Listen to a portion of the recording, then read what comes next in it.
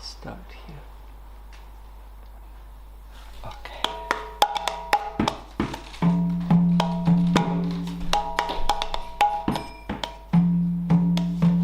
Jaya Radha Madhava Kunja Bihari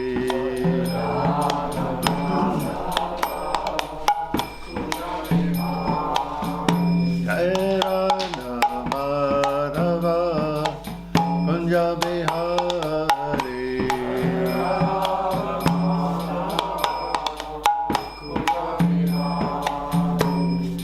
Gopi Janvalabha Girivarari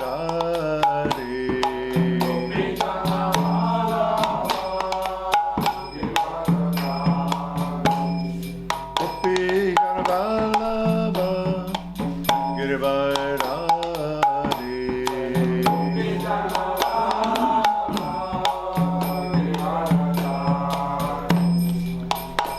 Yashodanandana Braja Janarandana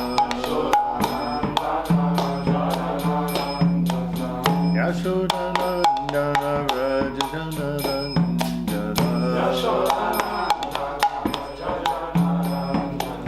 Yamuna Tira Vanachari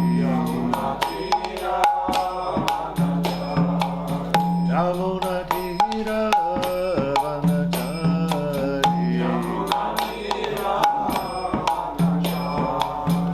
Jaya Radha Madhava Kunja Bihari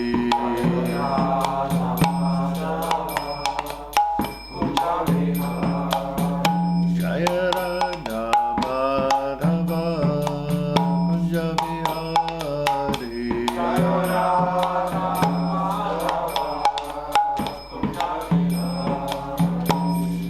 Gopikana Vallabha Girivarari Gopikana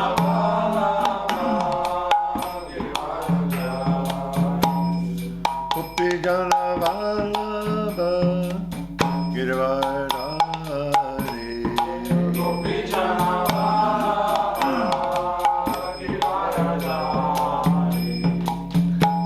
Yashodanandana Braja Janarandana Yashodanandana Braja Janarandana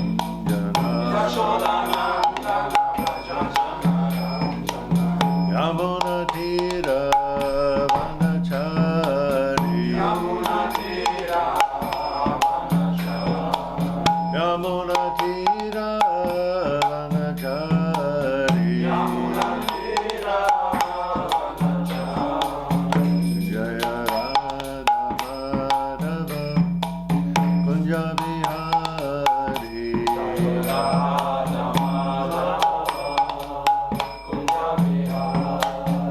Jaya Radha Madhava Kunja Bihari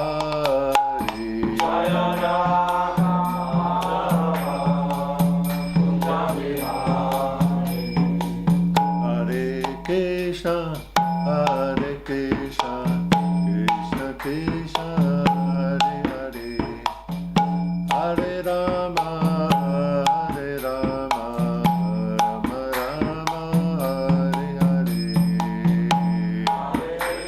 Hare Krishna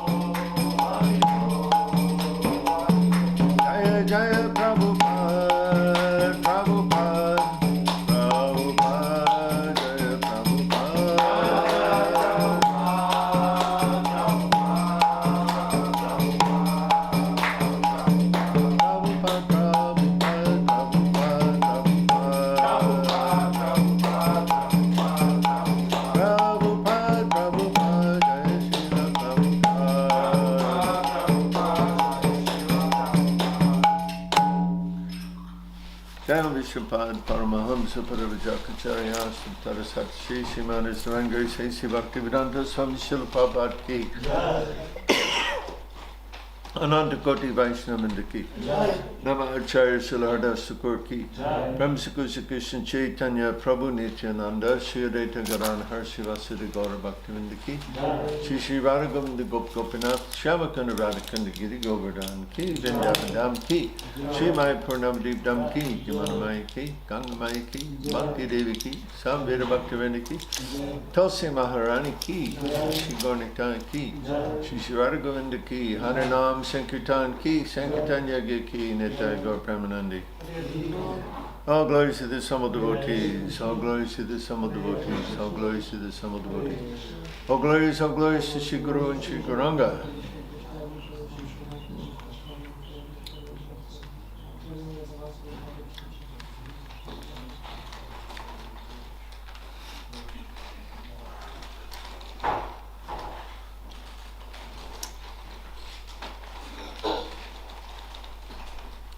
Welcome everybody. Nice to see you all here tonight, and especially some who have returned from last night. That means satisfied customers. So, coming back for more. So tonight we're going to speak about what happens when we die. The big fear, the big mystery. Most people are afraid of death. And there's a very good reason for that, in that they do not understand life. If you don't understand life, you cannot understand death. And the problem is that the Judeo-Christian religions, whose spiritual source texts are mainly the Bible doesn't explain life very well, doesn't explain spiritual beings, what that means, and consequently most people are in spiritual ignorance. What is spiritual? This word is probably the most user-defined word in the dictionary.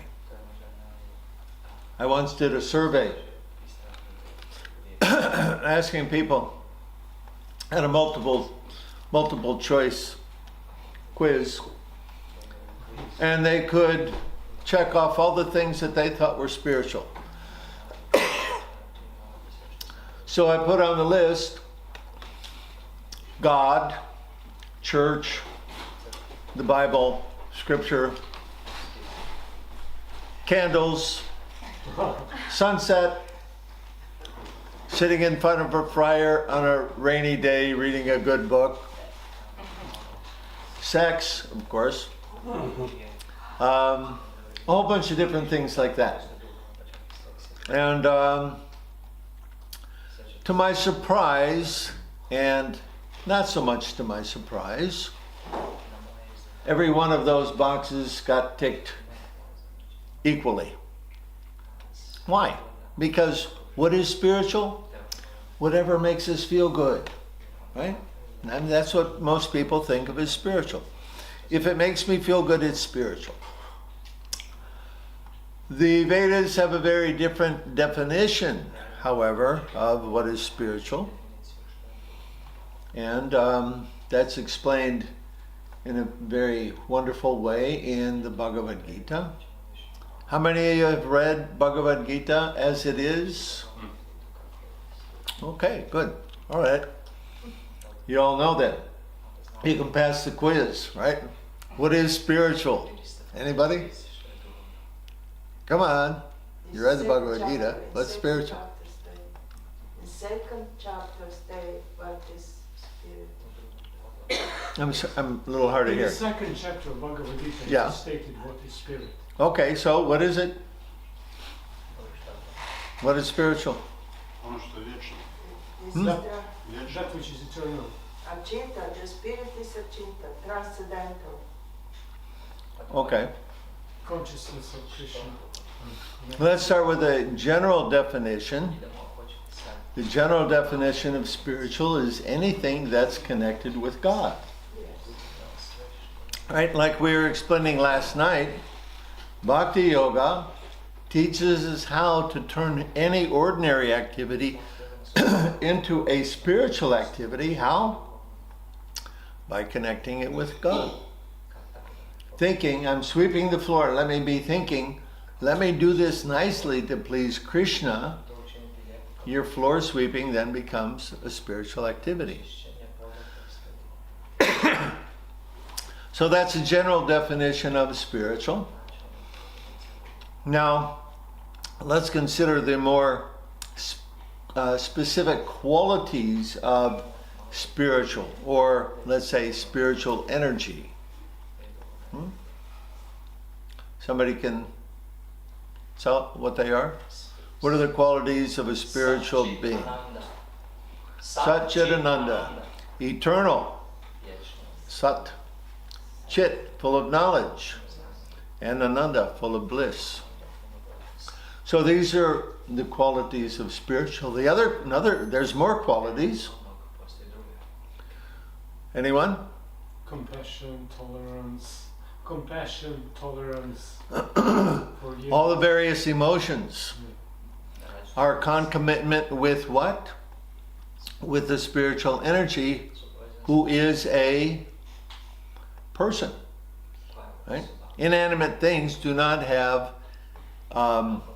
personal characteristics, desire, hankering, love, and so on.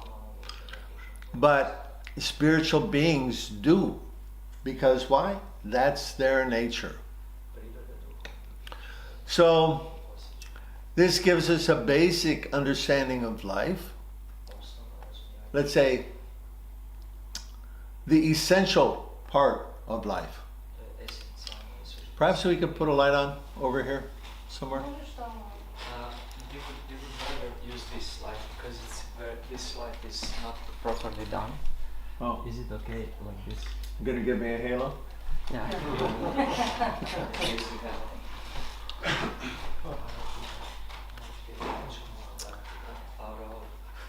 Okay, let's now discuss life in the material world. And this is the part that most people don't understand, which causes them to have a fear of death.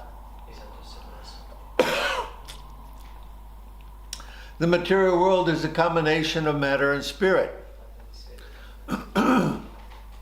Matter provides the form, and spirit provides the essence. Whether it's a plant or a bug or a human being. It's the spiritual energy within the body that gives it life, that animates it, and in the case of human beings and some other sentient animals, allows them to express different desires. So we've got a situation, we've got the spiritual energy, the minute anu, atomic fraction of spiritual energy, coming in contact with a material body made of material energy. So spiritual energy and material energy, very different in their qualities. So what is required for the spiritual energy to be able to animate, to be able to use, to be able to cause this material body to function? There's more parts that are involved. Soul. Huh? The soul. The soul, which is the... The soul is there. The soul is the spiritual being. False ego. Huh? False ego. False ego. That's one. That's good. That's part. What else? Subtle body. Subtle body. Made of? Mind, intelligence. Mind, intelligence, and false ego. Yes. So, let's say, the mind is the active principle there. Because the mind is what we might call an interface between the material energy and the spiritual energy. The soul, we have a desire. And we need a way to transmit that desire to cause this body to function. If I want to move my arm to scratch my head, somehow or other that there has to be a transference of that desire into the action of the body. So that's generally the mind. The mind is the active element for doing that with the aid of the intelligence who's giving the information about how to do that. So this is a very important part, understanding that there is a subtle body there. A subtle body is present. And then beside that, there's other bodies. Maybe you've heard of the etheric body. Anybody? What? Sorry? Etheric, the body of ether. Is that like the astral body? Or? Yeah, well, it depends on how you define it. The people that generally talk about these things, they do not use the same vocabulary that we do. And so different people refer to it in different ways. So you can say the etheric body, or the, what did you call it? Astral. Astral body. And I'm not real sure myself what astral body means. But the etheric body, there's one woman, Barbara Brennan. She had a school in Miami, Florida, in which she taught people how to see auras and how to, by seeing the aura of a person, be able to detect disease in the body before it became manifest. Because it first becomes manifest in the subtle body before then becoming manifest in the physical body. So she talks about the etheric body also, or the energy body, the energetic bodies. So, yeah, it's a complicated mechanism by which the spiritual energy can manipulate and act through the physical body. So this is essential background information for us to know if we're going to understand what happens when we die. Of course, we know nobody ever dies. So what do we mean when we say die? What is death? Most people don't understand death. Most people, because they think they are the body, which would probably be, I think Prabhupada wrote that 99% of the people of this world have no idea that they're not the body. They fully accept, they think that they are the body, and they're living their life as if they are, with the idea that after we die, the body's finished, so that's it. Sayonara, complete, gone. And so there's a lot of unfortunate people today who are planning to commit suicide with the help of the state. Canada is very willingly helping people to end their life if they want, for not a very significant reason at all, simply because you want to. Maybe you've heard about this woman. There's a 27-year-old woman in the Netherlands, I think, right? Yeah. And so she's suffering from chronic depression. And so she's planning on taking her life with the help of the state toward the end of May. I hope to be able to contact her before then and help her out, help her change her mind. I'm not quite sure how to go about that, but Anyway, yeah, so people, they think that's it. So, yeah, you know, if I'm suffering, why continue to suffer, right? So this is very unfortunate, very unfortunate. So let's now look at the time of death. What happens when the body dies? Or let's say, what causes the body to die? It's when the subtle body departs from the physical body. It's not just that, because we do that every night when we dream. Right? The subtle body, when we dream, the subtle body will leave and go off into the astral world somewhere and get involved in various activities.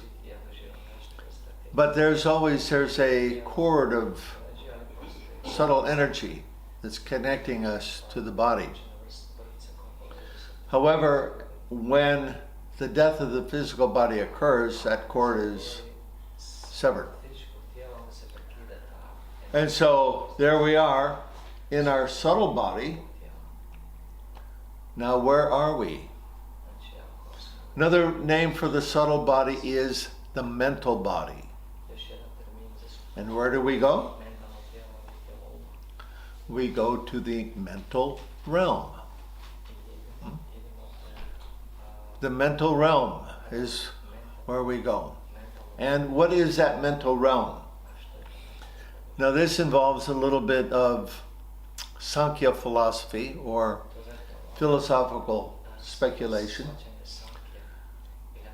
The subtle realm, or the mental realm, is made up of mind. We go into the mental realm, and what happens? Whatever is going on in our mind becomes manifest immediately. So perhaps you've read Prabhupada talking about traveling at the speed of mind. What's that mean? Once we depart from the body, in the mental body, we think of something, someplace, immediately we're there. Immediately. Doesn't matter how far away it is. So this is the speed of mind. How can we do that? Because it's just a mental conception. That thought of that place is a mental conception. And by thinking of it, we are connected with it. Now, this mental realm is a manifestation of what? It's a manifestation of our mental state. Lord Krishna says in Bhagavad Gita, whatever state of being you think of when you quit the body, that state you attain without fail. Why do we attain that state? Because that in the mental world, in the mental realm, that state manifests as a result of our mental state. Now, understanding that, where is heaven and where is hell? Generally, we think of three-dimensional space when we think about the afterlife. Heaven is up there, right, and hell is down there. That's generally how people think of it. But how do we get there? By our mental state. Another way of saying that is heaven or hell are both within us, and they become manifest when we depart from the physical body and enter the mental realm. Whatever state of being we are in, that becomes manifest as our reality after we leave the body and go to the mental realm. So, a friend was encouraging me to watch this movie, The Shawshank Rebellion. Redemption. Anybody seen that movie? Yes. 1, 2. It's about life in prison and how rough those men can be in dealing with each other. So what do you think? When they die, what's their mental state? Rough characters. What's their world going to become? Or let's say, what's their mental world going to be like? It's going to be filled with other people like themselves. Other rough, mean, angry characters. And what are they going to do? They're going to hurt each other. That's another name for hell, right? Yeah, that's what goes on. Or let's take the opposite. Somebody who's nice, kind, caring, loving, thoughtful of others, striving to make the world a better place, striving to make themselves a better person. Their mental state is very different. And where are they going to be? In a mental world filled with other people like them. Other kind, caring, compassionate, loving people. Also known as heaven. The Garuda Purana is a very interesting book to read. It's a description of various kinds of hells. If I remember right, there's something like 36,000 hells, some of which are described in some gruesome detail. But let's take it that these are different states of consciousness that people have, and when they leave the body, that consciousness manifests is one of those particular types of hell. There's also different types of heaven. And so there's different layers, different levels.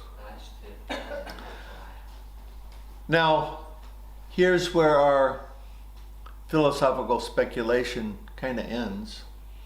We can understand basically the characteristics of the mental world, our mental state, and what our experience is going to be like after we leave the body. Understanding that, what should be our motivation? Where do you want to go? What do you want to experience after this life? This life is relatively short compared to the hereafter, right? We don't know how long that's going to be. So, but we have the opportunity. Human life gives us the opportunity to mold our consciousness, to prepare ourselves for the experience that we want to have after this life. So, who is it, the Microsoft commercial? Where do you want to go today? We have to think about that. Where do we want to go? What kind of experience do we want to have? Because every one of our actions is going to influence the state of our consciousness. Everything that we do, all of our motivations, particularly significant, more than the actions itself, are the motivations behind the action. Because that's what our state of consciousness is. Let's take an example. There's some kind of event that's going on that a lot of people, they want to support, and so they give charity to establish this result. And different people are giving charity for different reasons. They may all give the same sum of money, but one is motivated because they want to have a good name in the community, that I'm a charitable person. Another one is thinking, Perhaps I'm doing this because I want some reward for it. I want to get something back for it. I want to be recognized. Another person is thinking, who knows, whatever else. Different people have different motivations for the same act. And it's the motivation which is the most significant in determining where we go. Because why? The motivation is the state of our consciousness. What do I want to get? What do I want to achieve? Why am I doing this? To put it in terms that we're all familiar with, this is why Srila Prabhupada was encouraging us to become what? Krishna conscious. So that every act that we do is an act of devotion to please the Supreme Personality of Godhead. Let me do this nicely to please Krishna. So those kind of acts, they are transcendental. They do not bear any karma. And if we develop the habit of thinking like that, of becoming Krishna conscious, what's the state of our consciousness at the time of death? Krishna. And where do we go? The spiritual world. So, this is a very important thing to understand because it gives us a clue about how to act in this world. Now, I meant to state at the beginning, I'm speaking about this because I'm in the process of writing a book, same title, What Happens When We Die. And as I'm in the process of writing, I get many realizations about these things. And so I'm presenting to you, what I'm teaching you is really, you're not going to have to buy the book. You got the whole thing right now.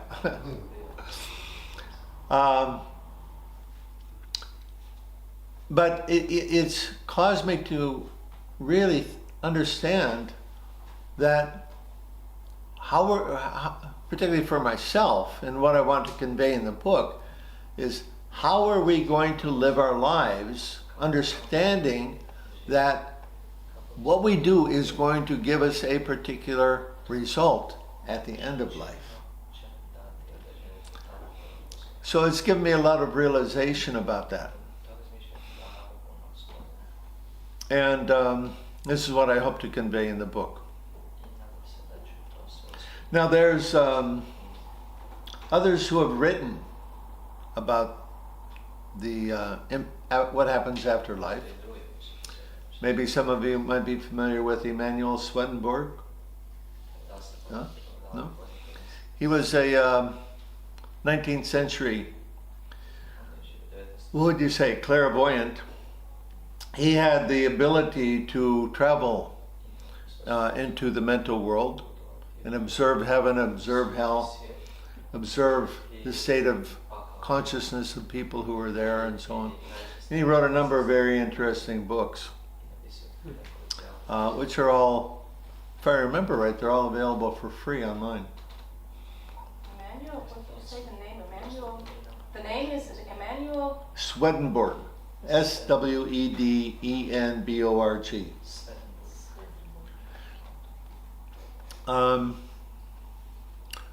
And then besides that, we have what? We have probably thousands of YouTube videos of people who have near-death experiences. And those are all very interesting to watch. And it's very interesting because it seems everybody has a very different and unique experience.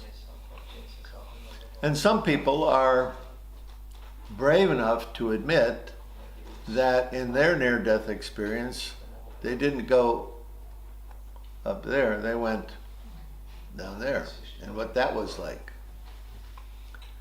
And hell is real. And when you hear these people talk about their experience and you see their eyes and the look on their face, you know that it was real. It reminds me of one story of a Russian devotee.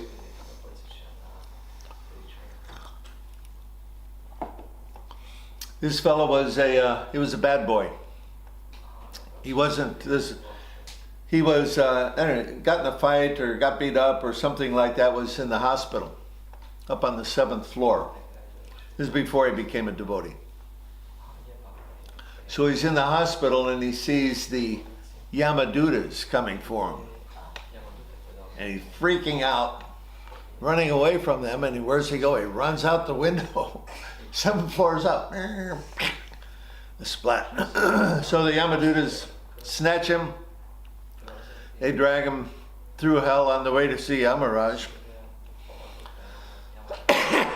And of course, we know that the Yamadutas, on the way, they like to give their those that they have captured, they like to give them a little taste of things to come, a little preview along the way.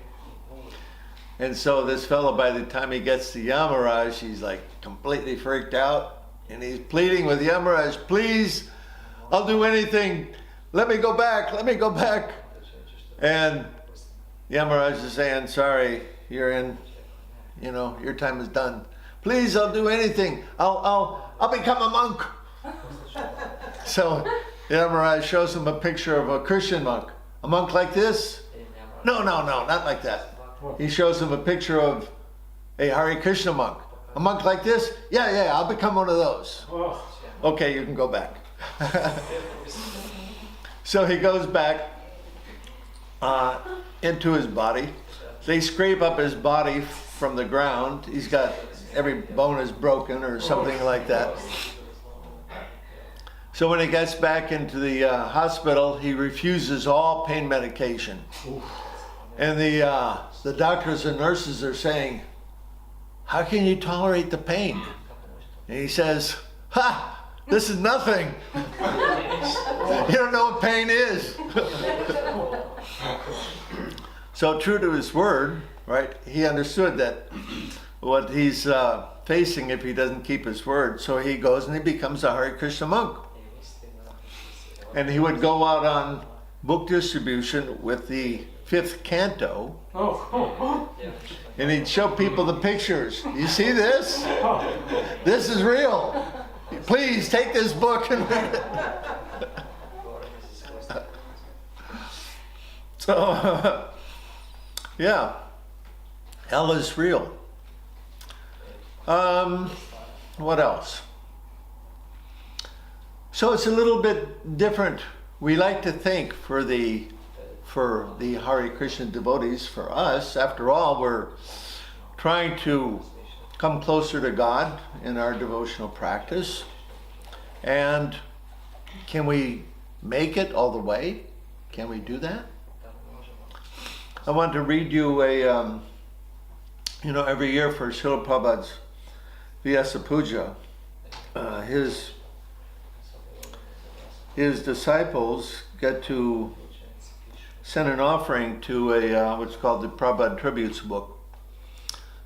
So this is from my godbrother Amiyama, the offering that he wrote in 2022. So let me read you this. This is a very interesting story. To His Divine Grace A.C. Bhaktivedanta Swami Prabhupada. It has been 46 long years since I last saw you in person in 1976. You never made it back to Los Angeles in 1977, and I was unable to come to India to see you again. For 41 of those years, I had a friend, a partner, my wife, who also left this world this year, and in an auspicious way. She had kidney disease, then congestive heart failure due to high blood pressure. In the last month, she knew that she would be leaving soon. In her last days, she hadn't slept for 36 hours. Then finally, she fell asleep. After 18 long hours, I tapped on her shoulder, and she immediately woke up saying, "Radha, Radha." I never heard her call out for Radha like that before. Then she told me to start chanting. I put on a recording of you, Srila Prabhupada, chanting the Hare Krishna Maha Mantra. And I and our son, who was home, both started chanting the Maha Mantra. She asked for her Jagannath deity, and I placed him next to her. I put fresh tilak on her and placed a tulsi leaf in her mouth. And she left this world very peacefully, no struggle. She just stopped breathing. But Krishna was there in the form of his holy name, being chanted not just by her husband and son, but by you, Srila Prabhupada, the pure devotee of Radha and Krishna. What was most auspicious in my view was that when I woke her up and she called out for Radha, Radha, I knew right then that she was already on her way back home. And my waking her up brought her back here just long enough that she could depart in the most auspicious way. Then a week after she left, she appeared in my dream where she gave me a message and asked that I tell all the others. The message that she wanted me to convey is this. She was a simple devotee. She never held any position. She was not in charge of any projects. Yet she wanted me, yet she wanted not just me, but others to know that she is being taken back to Godhead. What she wanted me to tell everyone was that the program that you taught us, Srila Prabhupada, works. All we have to do is follow the simple program that you have kindly given us. Chant our 16 rounds daily, read your books, and render service to Krishna in the form of his deity. To render service to you, Srila Prabhupada. Krishna is pure devotee. We don't have to become a big important devotee. We don't have to be in charge of this or that, or have followers or be famous. If that becomes our service to you and Krishna, then fine. We can carry it out the same as we clean the temple room floor or wash Krishna's pots. We just do whatever service you and Krishna have given us in a humble and devotional mood. And that is the most important part, the devotional mood. And that, even if we are not able to render physical service, our mood must always be of devotion to Krishna. This was a message that she asked me to tell the others. That your teachings work, Srila Prabhupada. All we have to do is follow what you have taught us, and regardless of who we are, even if we have no important position, we will be earning our ticket back home, back to Godhead, where we can serve you and Radha and Krishna directly. So I have decided to make this message as my offering to you this year, to tell the others what my wife has told me, that your teachings work, Srila Prabhupada. All we have to do is follow what you have given us. There is no way that we can thank you for what you have given us, the way out of this miserable samsara of this material world. From the lowest planet to the highest, it's all a place of misery wherein repeated birth and death take place.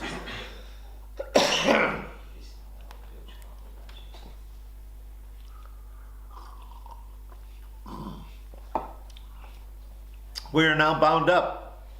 Birth after endless birth, death after death, we are bound up in this place of birth, death, old age, and disease. As you told us, Srila Prabhupada, this material world is no place for a gentleman. We must just do our business and get out.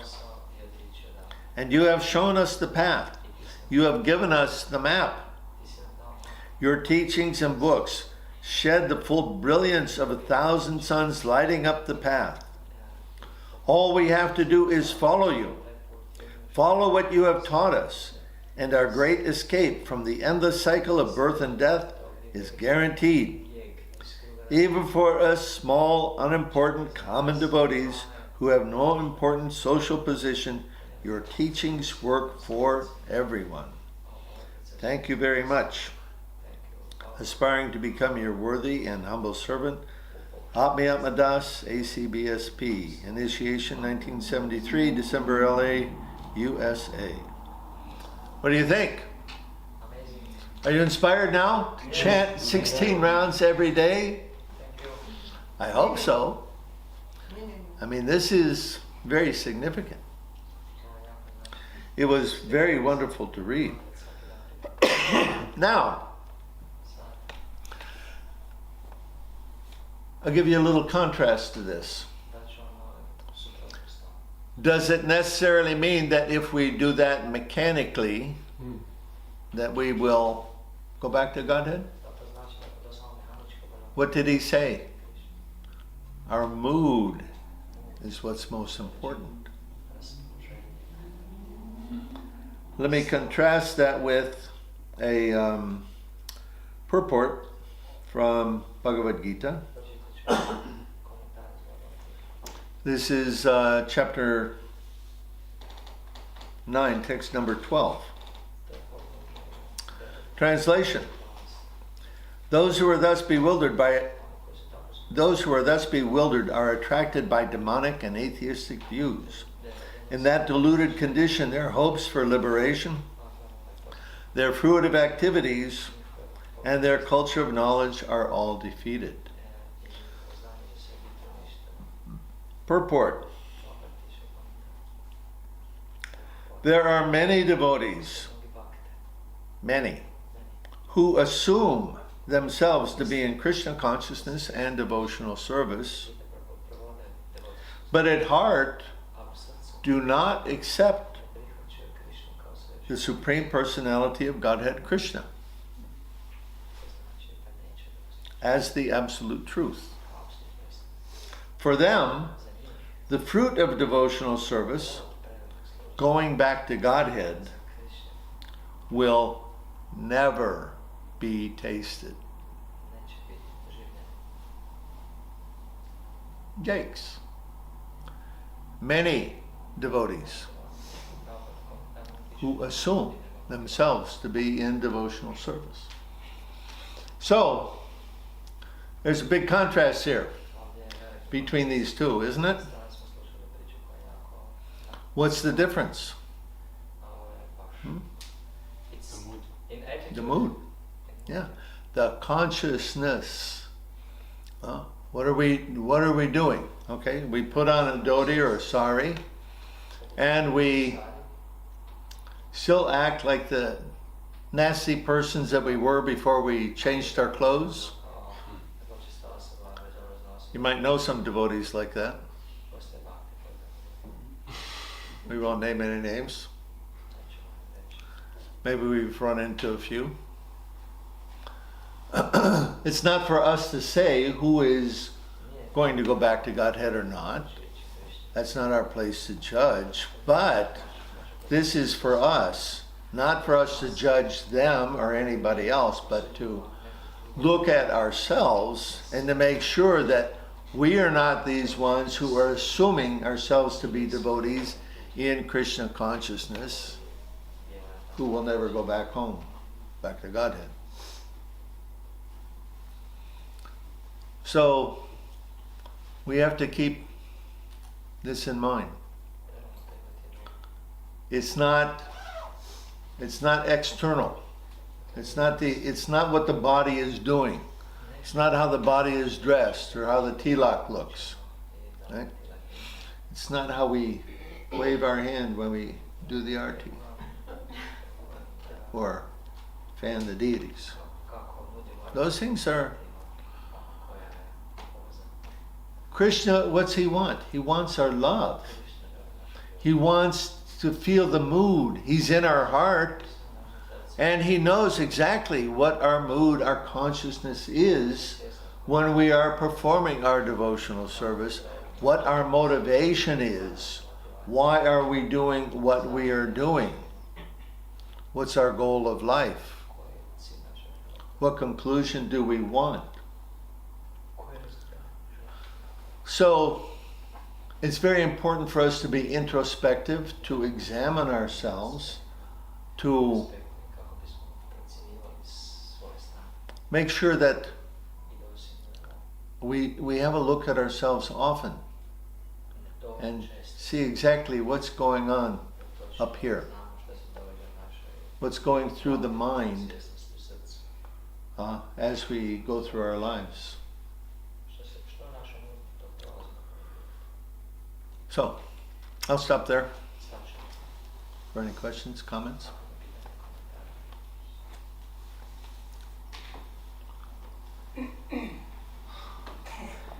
Go ahead. I remember one lecture. Speak up, please. I remember one lecture of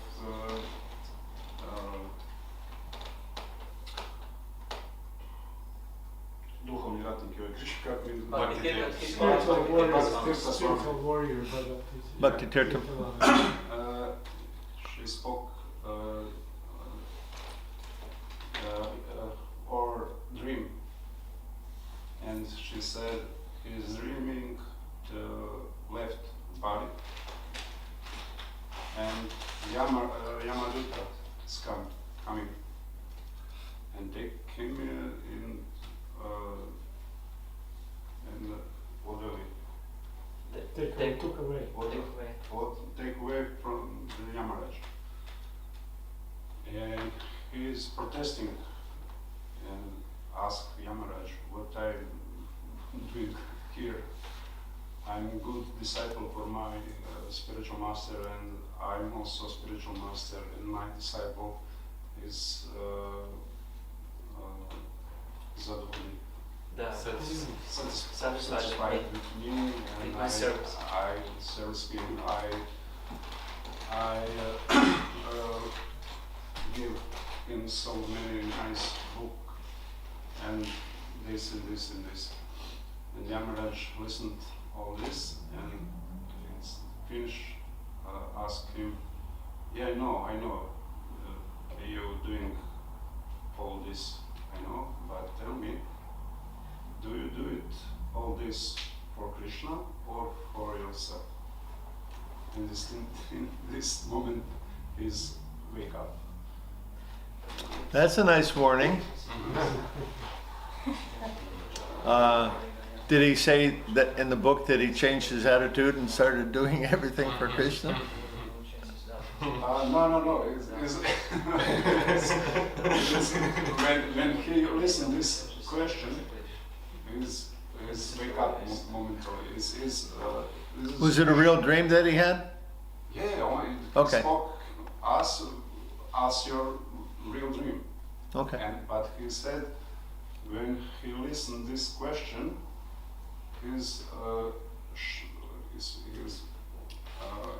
The truth came out. He woke up. He understood. he woke up in this moment. Yeah. Because this question is so hard expression for him. Well, okay, that's a good lesson for all of us. Again, our motivation. What are we doing for? Huh? Please? Speak loudly, please. Yes, okay. Can you tell how do we get into the mood, like loving Krishna, if we're not, if someone is not, then is. How do we get in the mood of loving Krishna, since we don't naturally start out this way in our life? Yeah. By association with those who are in love with Krishna. And for us, principally, this means by associating with Srila Prabhupada in reading his books. Many times devotees ask me, when I met Srila Prabhupada? And my reply is always the same way you met Srila Prabhupada. in his books. Although I saw Prabhupada on many occasions, I never had a chance to get close to him. Generally, it was only the sannyasis, temple presidents who had much close personal association. But I know Prabhupada by reading his books. And when we read his books, his mood naturally comes across. So it's not just Prabhupada, but we're also encouraged to associate with like-minded devotees. We should search out and find others who inspire us in our Krishna consciousness by their association. One god brother of mine, he was always carrying around with him Srimad Bhagavatam. And every time that I saw him, he'd say, "Oh, Dhanesvara Prabhu, nice to see you. Come on, let's sit down and read Srimad Bhagavatam together." Every time I saw him. It was like that. Huh? So naturally, I like to come in contact with them. That was always wonderful. So, yeah, we have to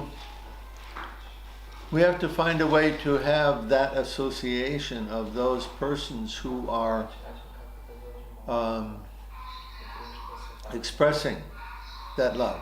Now, the important thing here, also, I really want to stress, it's not a mental idea who, appears like Amiyama was saying in his letter, not some big devotee or something like that, some important devotee, some guru, but from our heart, right? How are we being guided? By our head or by our heart? And the two are very different.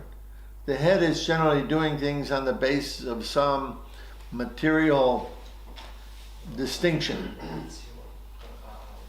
But the heart is, I want to be here with that person.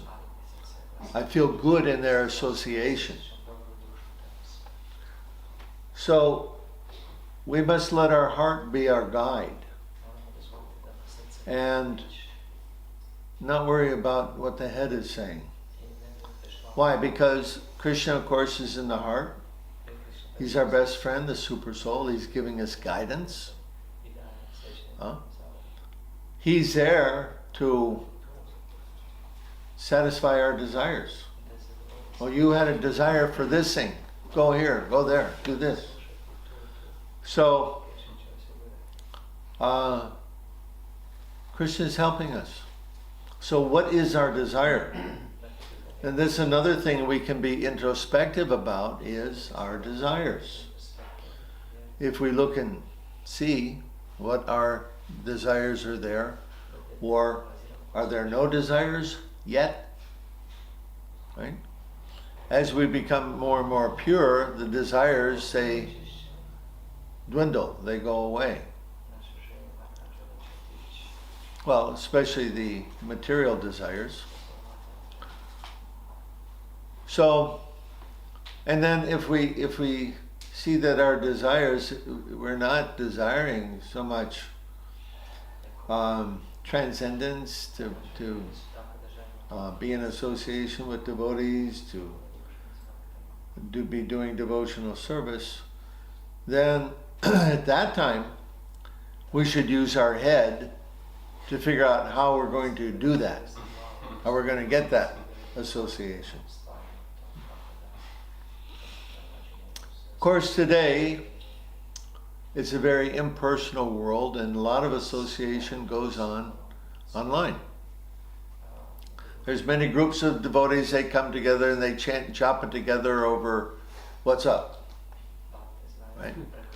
Or devotees, they're located in a place where there's no temple, so they go on Mayapur TV in the morning and they have Mangal Arti at Mayapur, and then in Vrindavan, and then in Europe, and then in America, like that. So there's different ways to do it, but somehow or other we have to find like-minded association and find those devotees that inspire us to pursue our Krishna consciousness seriously. Okay? Can I ask one more question? Sure. Ask 10 more. Okay. About the near-death experiences and your god brother. And what? Your God brother. what he's offering, and I mean, I'm a little bit confused and like in dilemma. How if it's the mind and if it's our consciousness, how it is real for everyone? How it's real for everyone? Like Oh, what? What's it? So Don't use it. So the experience. Ah. So his wife has passed away. She came into his dream and said what she experienced. So and also I saw a video of one woman that she had near-death experience, and she said like there's no heaven, there's no hell. So that's her experience. I'm happy you bring this up. Because why? Everybody's experience is going to be unique. Yes. It's going to be as unique as their life. Yes. Yes. So it's just about our desire and our consciousness and our state of mind. So if we want that, then it's real for us, and it will be real for us. Well, it'll be real for everybody. I mean, everybody's going to have a real experience. Yes. Is that what you're asking? I'm not quite sure what you mean I'm by not really real. sure because I'm confused with all this. I don't know how to ask the question, and Maybe you want to say it in Croatian, let somebody... no, No? it's even worse. Not a language problem. I mean, how is it? Then how does it apply for everyone? Do you understand what I mean? How does it apply to everyone? Okay, if I understand your question correctly, you're asking how you're asking for the principle on which this is all the principle behind the result. Is that what you're asking for? The principle? Yes, I think, yes. Not the results are various, but Yes. what's the principle? Is that the question? Yes, I think, yes. Okay. So again, yam yam vapi smaram bhavam. Did that? Who can help me out? Did that yes yat something maram? I can't remember the Sanskrit exactly, but okay. Whatever state of being you're in when you quit the body, that state you will attain. Why? Because that's the state you're in. And where are you going? You're going to the mental world. The mental world is manifest. It's made up of your mental state. You can't go to any other place because what your mental state is makes your world. It's that experience is created by your mental state. So that's the principle. Where we develop a state of consciousness, a mental state, and we're going to the mental world, and that mental world is a manifestation of our consciousness. So everybody is going to have a different experience for the most part. There's people who are similar, right? The bad guys are going to be with the other bad guys. The nice people are going to be with the nice people. So, but for the most part, there's many people are going to have an experience as unique as what their life was. I've watched many of these near-death experience videos, which is what gave me the idea to write this book. And yeah, they're all having a very unique experience. And they all, now here's the thing, they all think that it's going to be like that at the time of death. That may not be correct, right? Somehow or other, they're being given an opportunity to have an experience which may be wonderful or may be terrible. They're given an experience to do that and then come back into this world. I think the statistic is something like 3% of people that die have near-death experiences, which is a huge number. Right? When you figure 7 billion people and 1% die every year, that's 70 million people, and 3% of that is what? 2,100,000 people every year. Something like that, if I did the math correctly. Anyway, a huge number of people. But it's going to be unique, and it's based on our state of consciousness. I understand that. Yeah, I think for me the problem was because they are stating like their experiences, the one. That's Experience. Yeah. Right. This is what everyone will and should, like it's. No. So. No, not at all. When I heard the story from your god brother, then someone else can think like that. I mean, yeah, how am I sure that it applies for me? Well, that's why I was emphasizing, he was stressing, right? Yes. What's your mood, Yes. or what's your consciousness? And that's why I read this other statement from the Bhagavad Gita to give a very strong contrast with that, because it's not automatic, right? Not automatic at all. There is a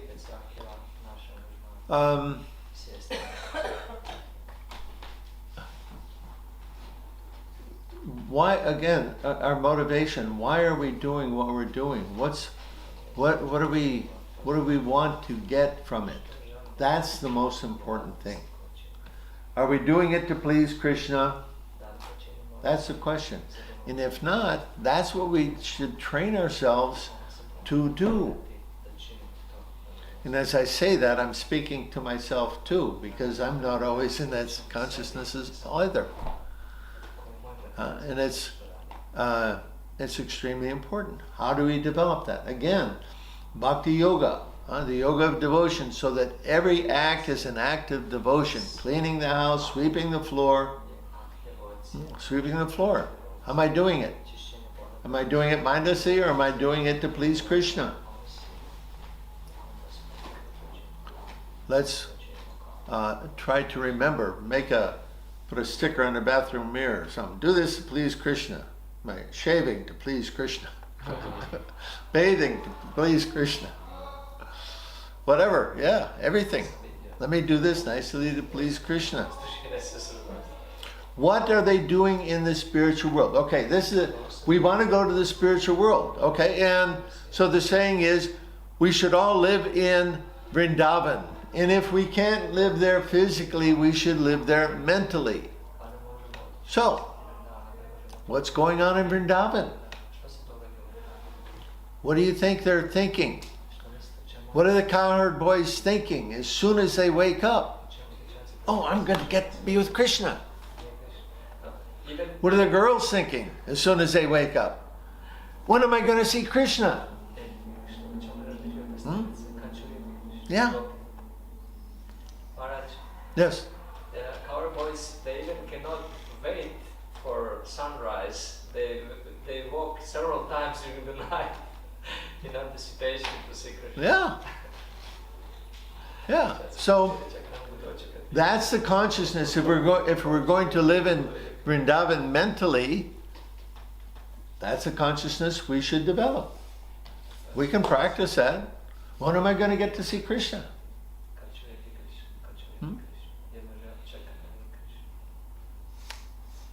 Am I going to go out with Krishna and the cows today? Playing with Krishna? That's how we...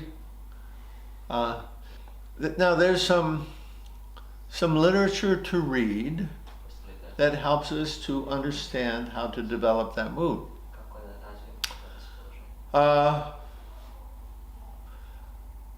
I wrote a paper that was published on dandavats.com That paper is titled My Last Conversation with Indra.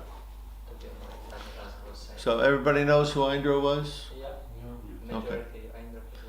So I used to make it a habit every time I would go to Vrindavan to visit Indra and cultivate a relationship with him. And this last visit, he was going on and on and on for 2 hours. You have to read the books of the Goswamis. You have to read Raganuga literature. Going on and on. Prabhupada came to give us Raganuga Bhakti, not Vaidhi Bhakti. So I took out my recorder and I recorded it. And that's what I transcribed and put up there on Dandavats. So you can read that. One of my godbrothers, Uttama Sloka Prabhu, he read that and became inspired to write a book about the path of bhakti.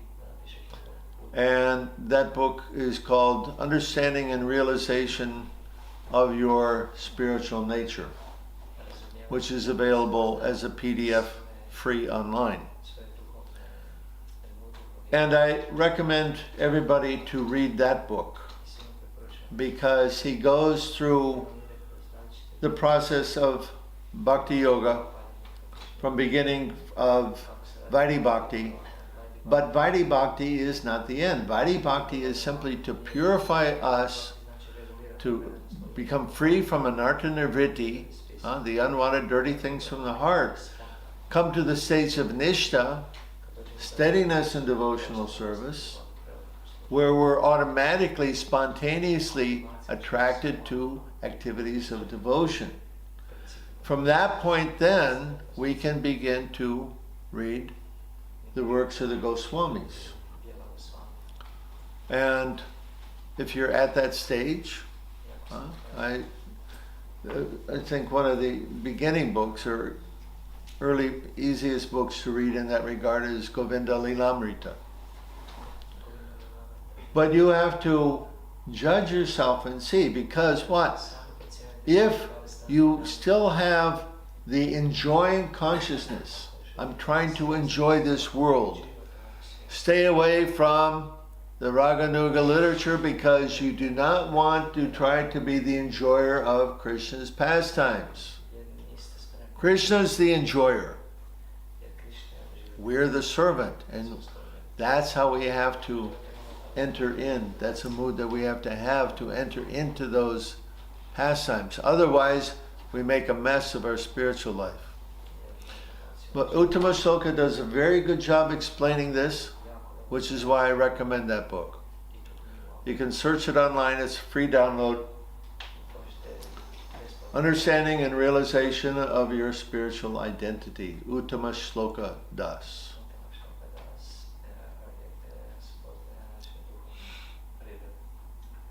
Thank you, Maharaj. Louder, please. Thank you. I said thank you. There is some teacher who say that when we can go to Raganuga Bhakti when we read the book about Ashtakaliya, when we read Astakliya about, Lila. Yes, without this preparation of sadhana and so, what say you about this? Worshipping the deity at home is extremely important. I once researched Prabhupada's books, How to Conquer Over Sex Life, and he said one must worship the deity in order to conquer over sex desire. So this part is very important. So, Ashtakaliya Lila. This is Krishna's eightfold pastimes in Vrindavan. This is presented in another book by Bhakti Vinod, Chaitanya Shikshamrita. Anybody read this one? Okay. This is also a very wonderful book. Bhakti Vinod, he's such a practical writer for us. Let's say, when we have read Prabhupada's books, right? And have a foundation, a basic foundation, an understanding of Bhakti Yoga. We can read Bhakti Vinod. He's very good. Several of his books are on the Veda base. If you don't have the Veda base, please get it. It's a wonderful resource. So Bhakti Vinod's Chaitanya Shikshamrita, he presents the Ashtakliya Leela toward the end of the book, but he goes through the whole thing of developing, right, the different stages of bhakti and when we can do that. Again, the important thing is we must become free from the desire to enjoy, right? Oktaram jagatapasam sarvaloka maheshwaram suridam sarvabhutanam gyanavam shatnam richati. I am the only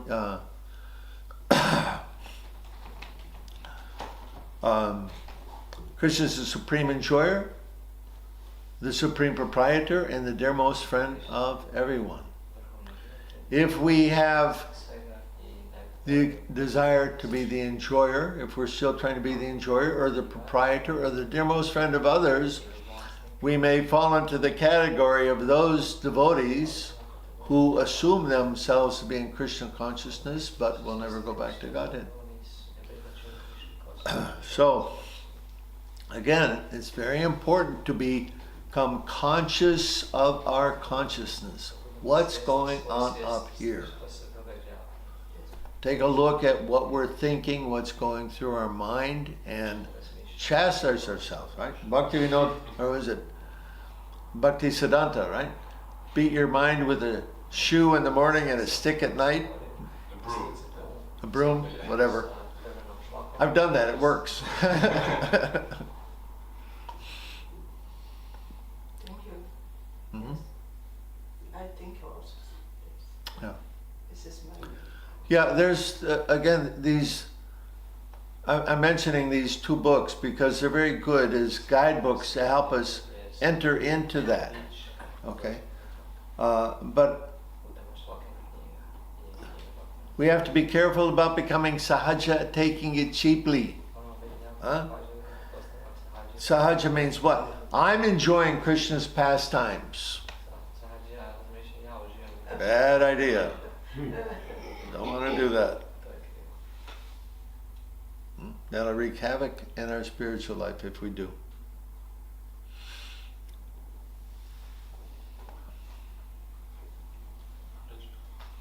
You mentioned deity worship. Louder. You mentioned deity worship as an important thing, and I've been in and around ISKCON for a few years, and You've been in what?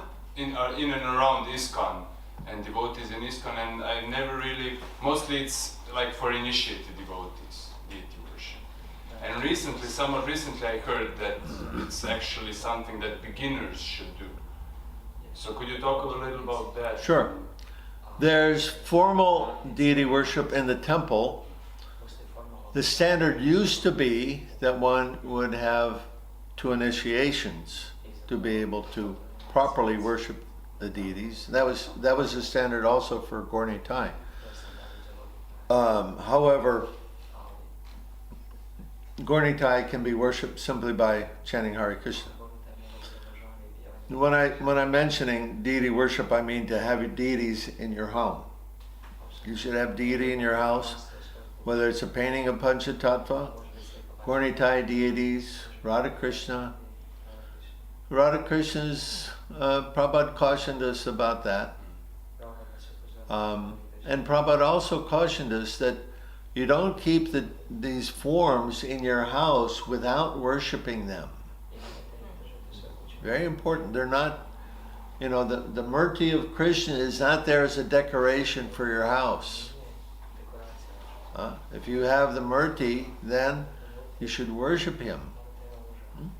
And what's the mood?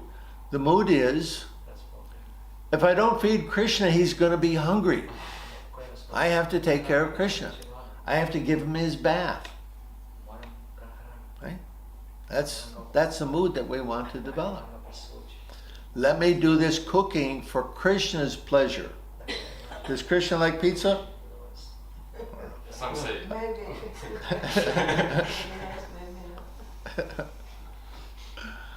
If you put double cheese on it, I guess. So, yeah, deity worship is extremely important for us to develop the realization, the consciousness. God is a person, and I can have a personal relationship with Him. That's the idea, having a relationship. By how? By rendering service. And that's how all relationships develop, right? We all have an exchange in our relationships. That's what relationship means, an exchange. If there's no exchange, there's no relationship. So we give to the deity, and we will see the deity will exchange with us. We will feel it. Yeah. I read many Srimad Bhagavatam every day. I have realization that Srimad Bhagavatam is no different from Krishna. I have realization with Srimad Bhagavatam more than my deity.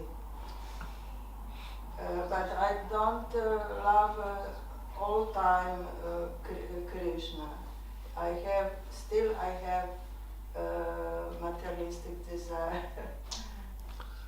Prabhupada describes Bhakti Yoga as a slow process. Right? It's not going to happen overnight. And, how many lifetimes will it take? We may not be successful in this life, but we pick up from where we left off in last life. That's guaranteed. So, Krishna can show himself to us in many different ways. So if he's showing himself to you through Bhagavatam, well, yes, we say, what is Bhagavatam? It's a literary incarnation of God. Yes, it is Krishna. Sure. So that can happen. Yeah.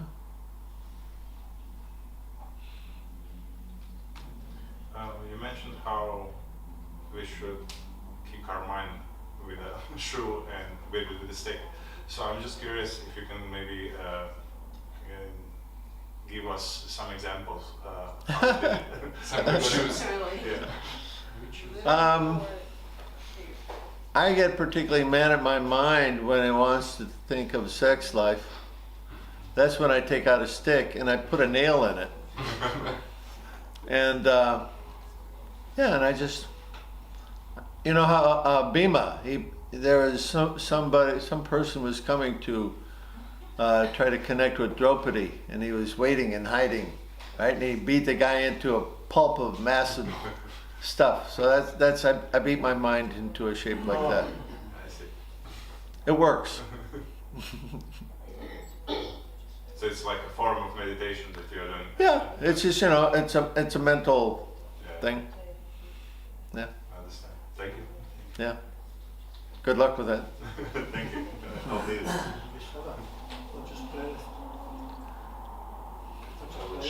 That clock is. I was looking at that clock last night. It's 7 o'clock, and I'm thinking it's broken now. It's not 7 o'clock. They missed translation. I'm sorry. They missed the translation.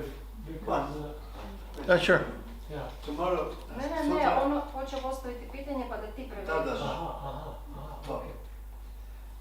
Sutra je dan pojave Ramanujačarya.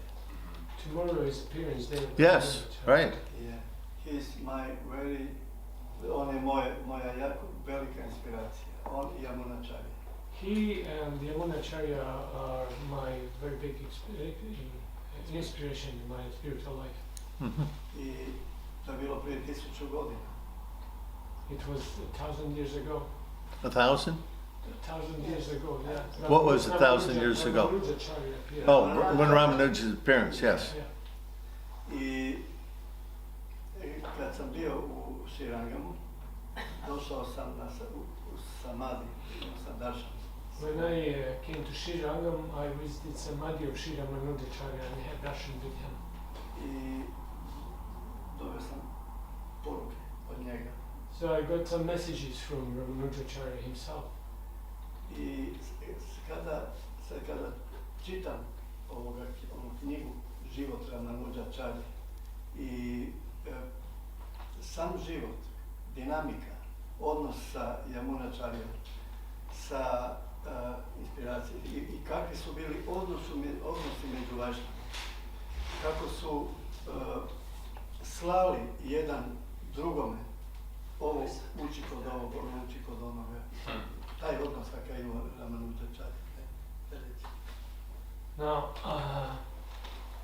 I like to read the book about Ramanujacharya, and I'm inspired by the mutual relationship of the acharyas of those days, Yamunacharya, Ramanujacharya. They were sending disciples to each others and encouraging them to learn from others, and this is very inspiring for me. I ono što je posljednji uput, onda ono iskustvo ovoga kako je to povezano sa Yamunacharyom koji je bio, gdje su oni zapravo nisu se sreli su se u jednom trenutku sa Goštipurnom dok je bio Yamunacharya i Ramanuja, samo jedan. Samo se jedno, ali to je na distanci. Ali su i na kraju, kad je Yamunacharya napuštao tijelo, veli, rekao je Ramanujacharya će biti sljedeći, zapravo acharya, ne? Ramanujacharya and Yamunacharya met only once, but that was from distance. And Ramanujacharya and Yamunacharya met only once. Ramanuja saw Yamunacharya the other way around, from distance. And then at the very end of Yamunacharya's life, he authorized Ramanujacharya to carry on the mission. I zapravo kako je uvijek bio prisutan kad je ostavio ona tri prsta. Tri prsta su bila skrčena. I onda kad je Ramanuja rekao zašto su skrčena prsta. Yamunacharya, at his deathbed, he had 3 fingers bent like that. And Ramanujacharya knew what that meant. Ajde? Da, ono kad su se otpustila su se A znaš zašto? Znam zašto. Okay. I to je, on je ostvario te njegove tri želje. So Yamunacharya had 3 desires. He was physically dead at that time, but he had 3 of his fingers were bent. And then he expected Ramanujacharya to guess what these 3 desires are. And Ramanuja spoke up those one by one, those desires, and each time he mentioned the desire, one finger was stretched like that. So he had 3 desires.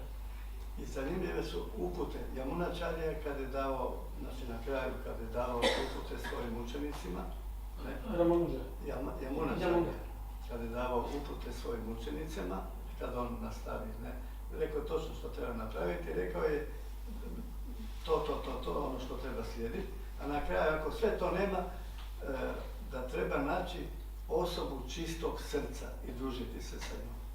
Yamunacharya, before he died, he gave instructions to his disciples what they had to do. Yamunacharya, what they had to do. But if they cannot accomplish any of these items, at least they should find a person with a pure heart. Da. Kada je Ramanuja odlazio, dao je isto tako iste upute. Gdje je opunomoćio svoje određene učenike koji će nastaviti dalje. So when Ramanuja Prabhu was leaving his body, he did the same. He authorized some of his disciples to carry on the mission. To what?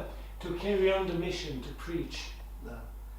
I ono što sam zapravo htio reći, koliko me ti odnosi i taj život, znači koji bi bio prije 1000 godina, koliko je aktualan i danas i taj odnos Ne možemo, bez promjene srca ne možemo ništa.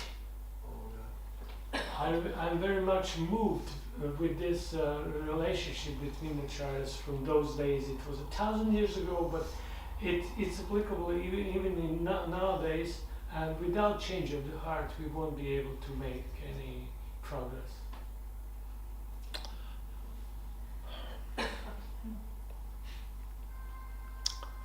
We would love to see this manifest within our institution also. Voljeli bi vidjeti da se to manifestira i u našoj instituciji. Trebamo počekati još par sto godina. Thank you for reminding us. Yes, so. Može još jedno pitanje. Okay. Kaj? Pitanje ili komentar? Ne, sad je pitanje će biti. Rekao si da trebamo, znači na koji način zadovoljiti Krišnu i tako dalje. Rekao bi o Sridhar Maharađu, kako trebamo imati taj stav koji imamo, želju koju imamo u sebi, šta želimo, trebamo biti vrlo pažljivi. Da često se, kaže Sridhar Swami, da ne ovo, ne ono, da nas se dogodi, samo ne ovo, samo ne ono, a upravo se zapravo to dogodi. Onda on je rekao u svome primjeru, kako se je molio, da postane, veli, da budem potpuno zavisan od tebi, Krišna. Da postane, a on je mislio da bude onako po njegovom, kako on to želi, ne? Ali da potpuno sve ovo visi o njemu i onda mu je dao hepatitis C. Krišna mu je dao hepatitis C, razbolio se, ne? I onda je on rekao, čekaj, ja nisam tako mislio. On je mislio na onaj način da to bude lagano, ne? Sridhar Swami was praying to Lord Krishna that he would surrender. Speak louder, please. Yeah, Sridhar Maharaj, he's called Sridhar Maharaj. He was praying to Lord Krishna that he fulfills desires, that he wanted to surrender to Krishna the way he wanted it. But then Krishna reciprocated in a different way. Krishna gave him hepatitis C, and that's not what Sridhar Maharaj expected. And he was saying, wait, Krishna, I was not ready for this. I sad je pitanje, koliko je zapravo to neko misli, samo da meditacija i moli se, samo da se to ne dogodi, samo da se to ne dogodi. A zašto se onda baš to dogodi? And then somebody may think, okay, I don't want this to happen, I don't want that to happen, but then just by this meditation, exactly that happens. That's it. There's many different stories of devotees finding reciprocation from the Lord in uncommon ways. Ima puno priča kako su bakte imali odnos, razmjenu sa Krišnom na veoma neuobičajene načine. You have one you told me today. You want to tell your story? Okay. Which one? How you... Yeah. Yeah. Da. Ja sam danas Maharađu u Ulicu ispričao priču.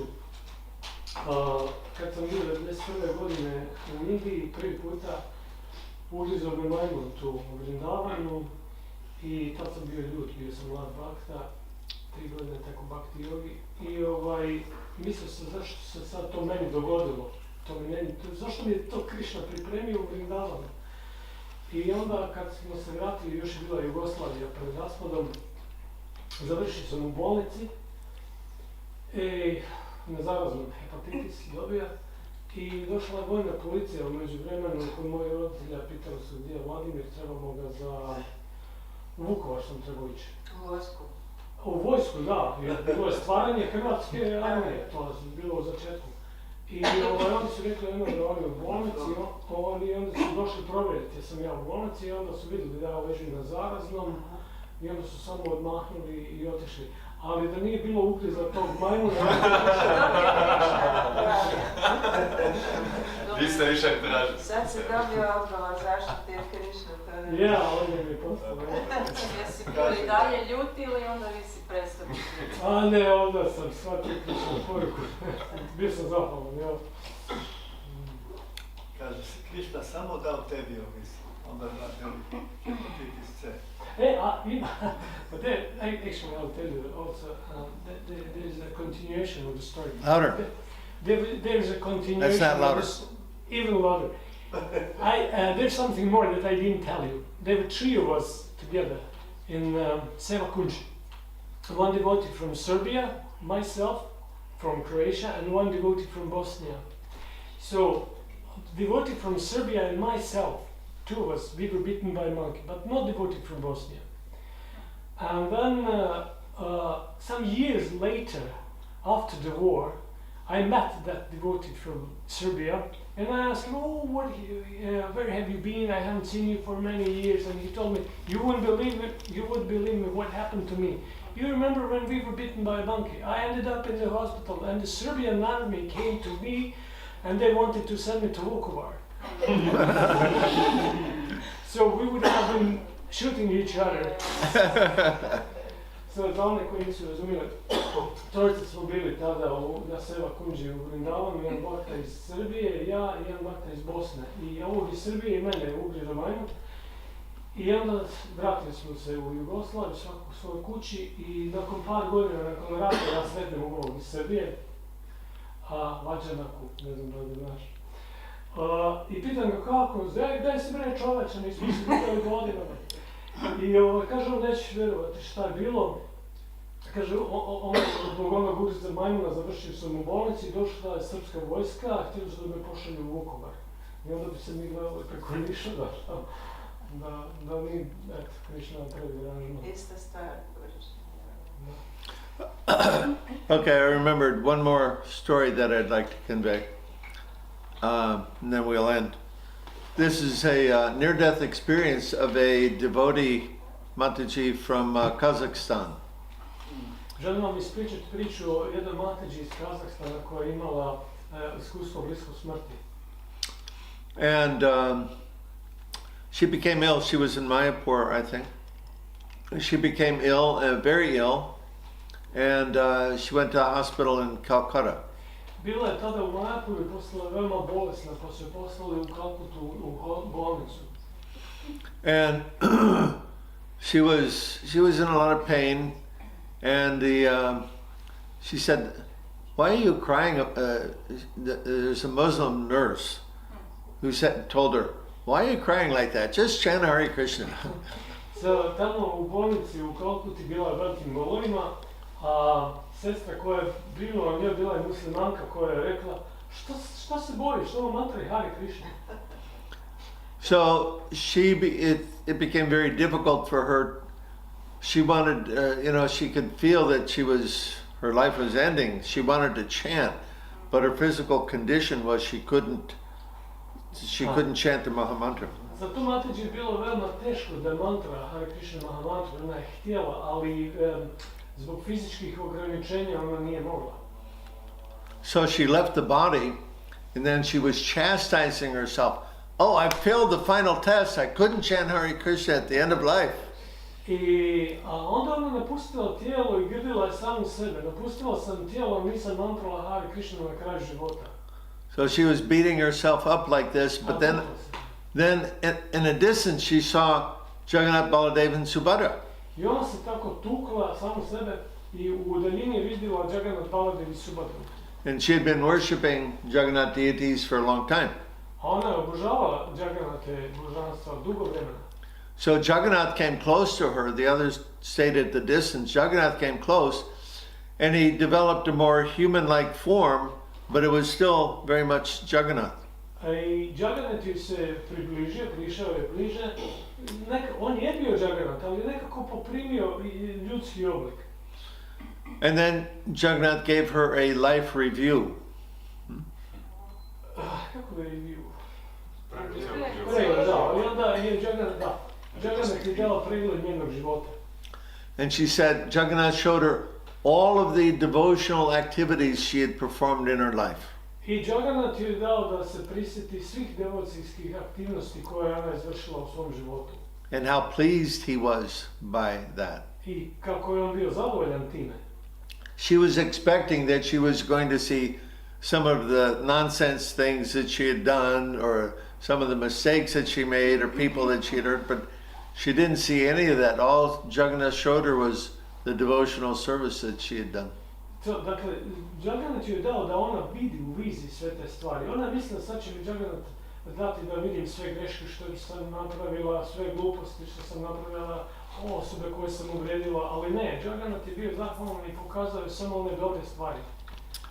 And then, anyway, I forget the rest of the details, but then she came back to the body and she recounts his story. Ali ona se vratila u život, povratila se i onda zato mi znamo ovu priču ispričala svima. I put the story on my Facebook page long time ago. Prije puno godina ja sam tu priču stavio na moju Facebook stranicu. And some of the Russian devotees or Kazakh devotees, they gave her name. I neki bhakti iz Kazahstana su to pročitali i znali su točno ime te Mataji. And maybe some other details, because she had she wrote a book, and so I looked it up. I was reading it with Google Translate. Ona je napisala knjigu i ja sam je čitao uz pomoć Google Translatera. A very wonderful book. I can't remember now the details about it. It was very, very wonderful book. Ne mogu se sad sjetiti svih detalja u toj knjizi, ali knjiga je zaista divna. Anyway, if you want to see that, you can go to my Facebook Dhanesvara das page, and you have to scroll down. I don't know how far, but you can find it. Moja Facebook stranica je Dhanesvara das i onda tamo negdje dole ako scrollate ima negdje ta knjiga, pa možete vidjeti. Maybe you don't have to scroll down very far, because I hardly ever go on Facebook. Ja ne idem baš često na Facebook, sad ne znam baš gdje se nalazi, ali morat ćete malo pogledati na dolje i ta knjiga se nalazi tamo. Okay, last thing. Ja ću reći na hrvatski. Ja sam pročitala tu priču na Facebook, neko je to prenio, poslao, pa sam pročitala. I onda mi je bilo, moj komentar na to je bio na Facebooku, da Krišna ne želi od nas nekakve velike stvari, on želi samo da ga volimo. Da Okay, wait, he's got to translate all that. Yeah.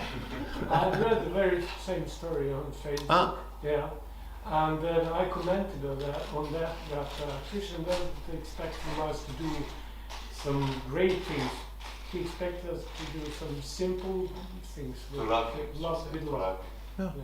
Well, according to our capacity. We all have different capacities. Some can do more than others, right? Some decorate the deity in very beautiful ways. I could never do that. Mi svi imamo različite kapacitete I mogućnosti. Neko može ukrasiti božanstvo na veoma lijep način. Ja osobno nisam za to. Mislim, ne znam. So we each have our talent, and so we use whatever we have, whatever Krishna has given us.